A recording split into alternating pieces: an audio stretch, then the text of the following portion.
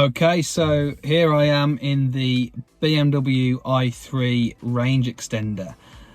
It's the all-electric car with the added bonus of having a BMW motorcycle 675cc petrol engine in there as well.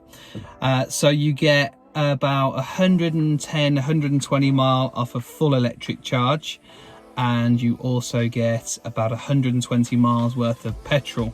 So you're getting roughly about 240 miles to a full tank of petrol and a full charge of battery. So I'm in it now, I'm on my hands-free, and I just wanted to give it a little test drive whilst I'm live on this video to give you insight onto how I feel it drives, the performance of it, and is it a good car to buy.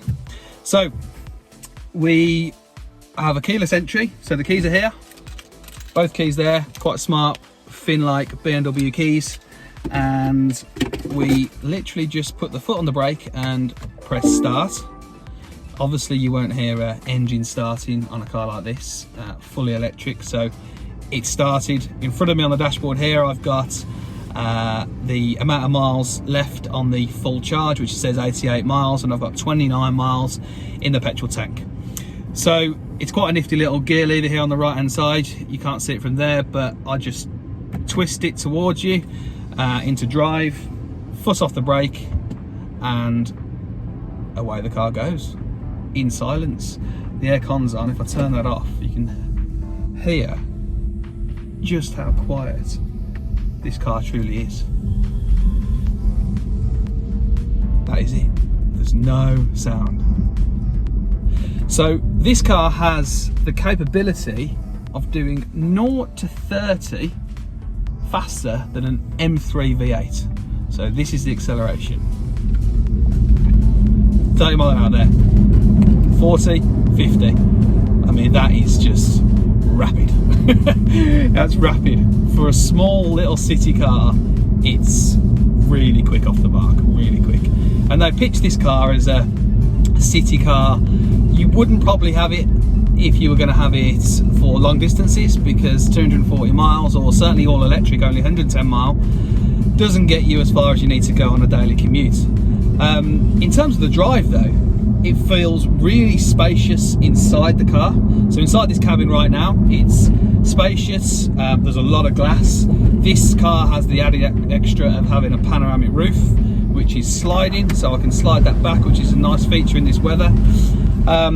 Lots of visibility. It also feels really compact behind me, so it feels like quite a small, compact car, like a super mini should do, really, I guess. The same sort of size as a Corsa or a Fiesta, I would compare it to. Doesn't feel as big as a 1 Series, as a BMW 1 Series, but the vision from what I've got here is like a spacecraft cockpit of some sort. As you can hear, I've just got the wind noise now from the pan roof being open, but it's really quiet. The road noise is really quiet as well, and yeah, a real positive drive, I think.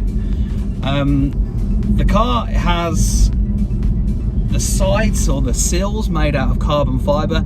I'm not a car enthusiast by any stretch. I'm not a car reviewer as such. I just wanted to speak to you a little bit about this cool little BMW i3 that I bought today, and to give you a bit of an insight to what I think of it, really, because there's not loads around, but they're coming more and more popular.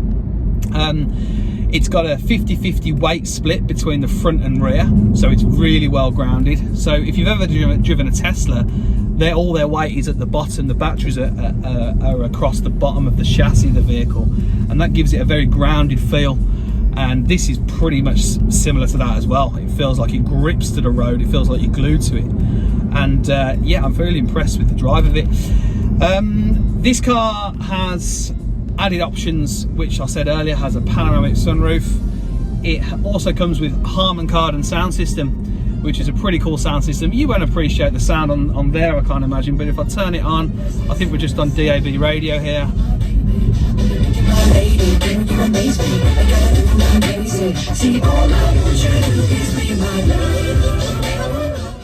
Just in there.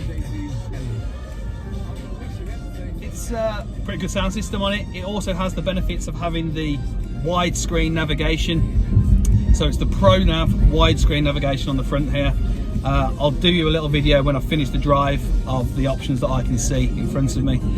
So you might be thinking, how long does it take to charge? How much does it cost you to charge?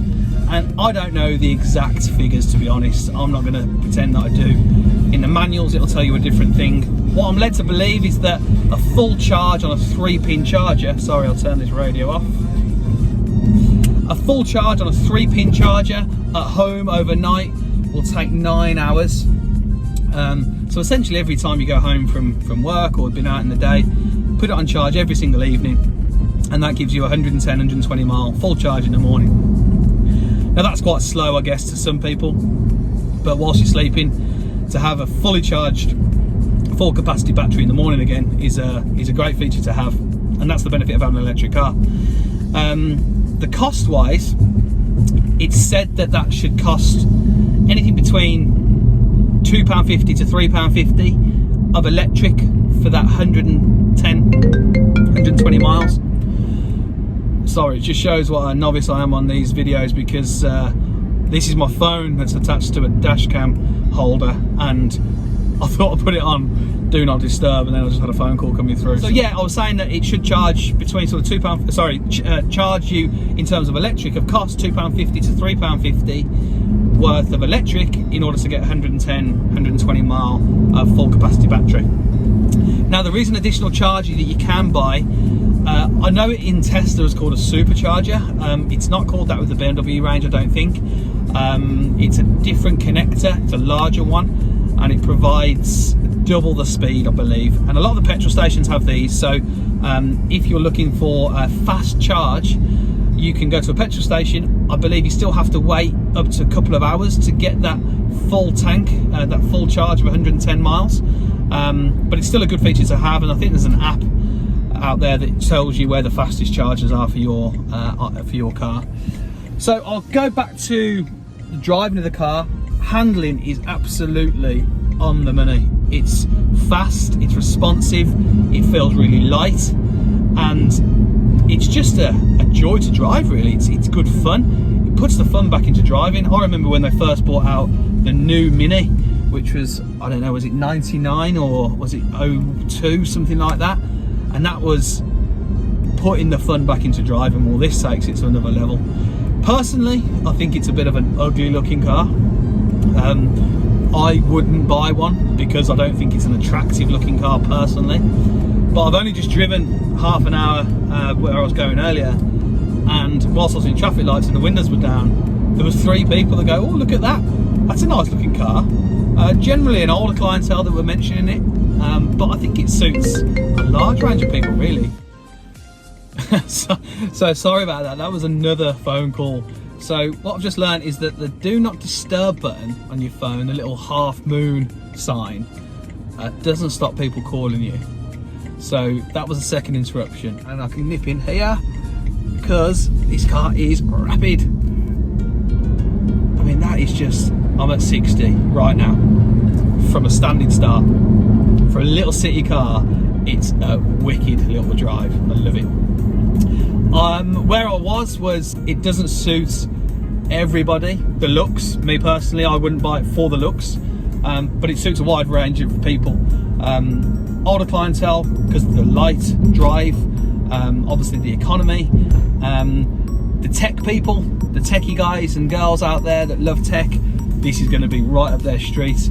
If you can't quite afford a Tesla, I think this is your next choice personally. I haven't driven the other electric vehicles, but I just thought I would do a quick video and showing you what I think of this vehicle. So I'm going to pull over in a minute and I'm going to do a walk around video of the outside of the car so you can see it. Okay, so here it is, the BMW i3. Just taking it for a quick drive, and now I'm going to show you a little walk around of the video. So here's the view of the car. That's from the front angle. It's got this cool sort of electric blue features on the front and down the sides as well there. I think that represents the electric part of the BMW brand, the i brand. The i8's got the same. It's got some quite big wheels, to be honest, for the size of the vehicle. I think them wheels are big, which makes it look quite good if they're only smaller with the height of the car, because it's quite a high vehicle. I think it looks more like a sort of height of a Qashqai or a Kia Sportage almost. I think the wheels suit the size of the vehicle. It's in a bronze colour, this is right. I think that's quite a nice colour against the gloss black and the blue, and it's got diamond cut alloy wheels there, so I think it looks quite it suits the car. I would say I think that colour suits the car. Back of it looks pretty smart with the gloss black boot lid, and then yeah, what do you think? Comment below, what do you think of that? Is it an ugly car, pretty, funky? I'm on the fence with it. I mean, it looks pretty good there, doesn't it? It looks like a cool futuristic, and it is a BMW at the end of the day. It's one of the best brands out there, and let's face it, probably the most economical as well. 240 mile in total with the battery and fuel, so it's a good combination, that is. But it looks a bit bubbly from that point of view. Looks a bit like a smart car, maybe maybe a smart car on steroids. And then you've got a front angle here, fog lights. Looks like it's got LED xenons. Yeah, it has. And I'll take you for a look on the inside. It's got the suicide doors here. So you open one and then the other. That's quite a cool feature. Now that looks pretty good from there. Looks really futuristic. Reminds me a little bit of the Elon Musk, what's the new Tesla truck that they're bringing out? Can't think what it's called now, but looks a little bit like that if it was about 3 times the size of it. Smallish seats in the back, but more than enough room. There's obviously only 2 seats in the back, not 3, so it's only 4 people that can sit in here. Nice light coloured interior, and there's the double pan roof that I was on about earlier. So that is an added extra. It's got a lot of the parts on the inside are made from reformed plastics apparently, so they are really light, obviously cheap to produce, but then you've got this carbon fibre passenger footwell. It's not footwell, sidebar, I'm not sure what it's called really, but both sides you've got carbon fibre that gives it extra stability, makes it very strong and grounded, yet very light. Right, I'll get inside the car. There we go, inside the BMW. Try and move my legs out of the way. So, got the keys. It's got to be foot on the brake, and you've got a start button just there. That's ready. So the battery has started now. And then over here you can see that you've got the percentage of the battery, 65%, 67.5%, and that gives you 67 miles. It also shows you that just here. 26 miles of fuel on the left hand side and 67 miles on a full battery charge. So in here you've got something called the range extender. I was trying to find that earlier. Oh, now we're under 75%. That's ideal because earlier it wouldn't work. You can press that button and you can keep that battery, that 67 miles, in there, and it'll only use the petrol engine. So when that tick is on hold state of charge, the petrol engine now will initiate, and that's that 675cc BMW motorbike engine that's installed in the vehicle as well. So as you can see here, we've got the widescreen Pro navigation. Here's the console here. It's got heated seats, your normal aircon and your radio channels, and then you've got your iDrive system down here as well. So normal BMW features there.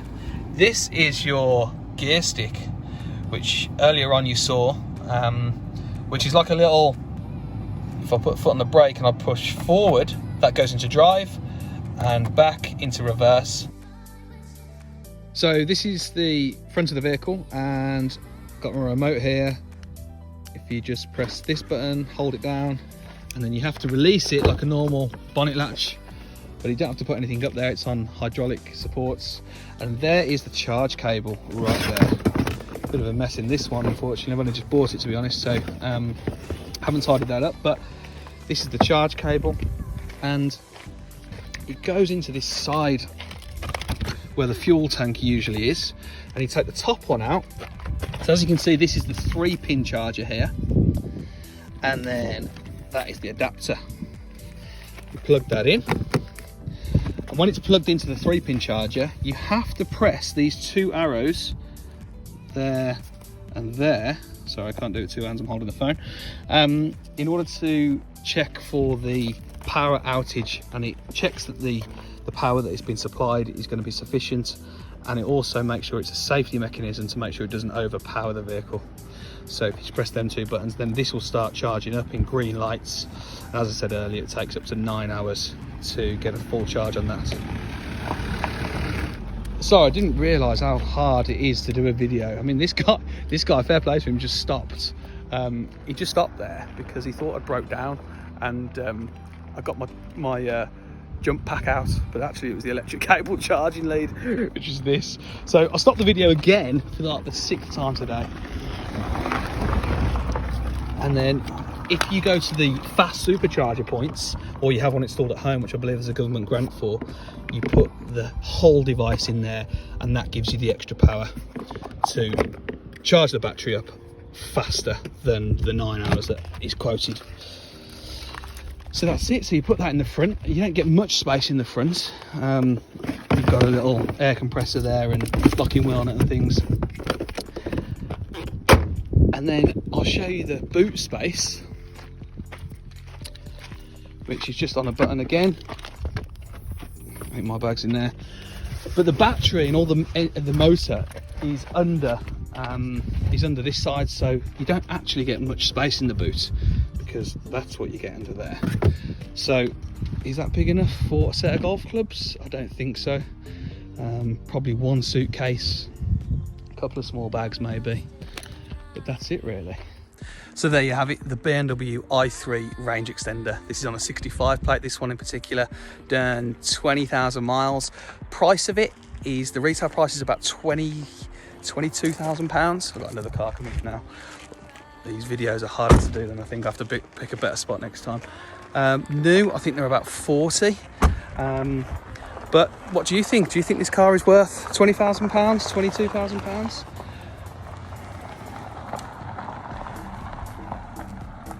Comment below any videos that you want of me to review any of the cars, or if you want to know what I do or how I do things, just comment below and I'll start this YouTube channel speaking about the business and what I do. I buy cars every day off the general public. I trade them out to other car dealers around the country. My business is called sellyourcar2jack.com. If you have a look online, if you want a price on your car, I can speak to you about the price, or just give you any information that you might have, any questions that you might have about different vehicles. So I'm going to start this channel now. The first one there is the BMW i3, and that is Jack's review. I hope to see you soon, guys. Bye bye.